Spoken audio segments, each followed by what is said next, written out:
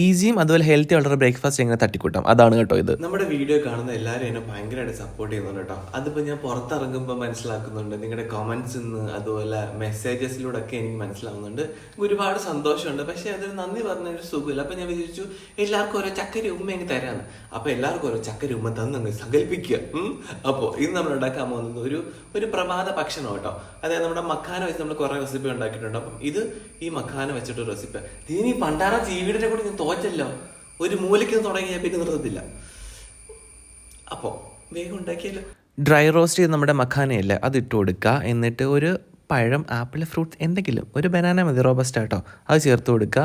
പിന്നെ ഞാൻ ഫ്രിഡ്ജിൽ കുറച്ച് സോക്ക് ചെയ്ത് വെച്ചിരുന്ന ചിയ സീഡ്സ് ഉണ്ട്. പിന്നെ കുറച്ച് നട്ട്സ് എന്ത് വേണമെങ്കിലും ചേർക്കാം. പിന്നെ കുറച്ച് മാതള നാരകം, പിന്നെ കുറച്ച് പാൽ ഒഴിച്ച് നന്നായിട്ട് മിക്സ് ചെയ്ത് ഞാനൊന്ന് ഫ്രിഡ്ജിൽ വെക്കുന്നുണ്ട്. അതാകുമ്പോഴത്തേക്ക് ഇത് എടുക്കുമ്പോഴത്തേക്കും ഒരു 10 മിനിറ്റ് ഇരുന്നാൽ മതി. നല്ല മഖാനയൊക്കെ നല്ല സോഫ്റ്റ് ആവും കേട്ടോ. എന്നിട്ടൊരു ബൗളിലോട്ട് ഒഴിക്കുക.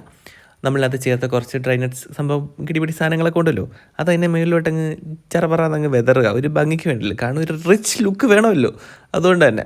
എന്നിട്ട് അവിടെ കഴിച്ചേ ഹണി ചേർക്കണമെങ്കിൽ ചേർക്കാം കേട്ടോ. ഞാൻ മധുരമൊന്നും ചേർത്തിട്ടില്ല, കാരണം പഴത്തിൻ്റെയും പിന്നെ ഡേറ്റ്സിൻ്റെയൊക്കെ മധുരം എനിക്ക് മതിയായിരുന്നു.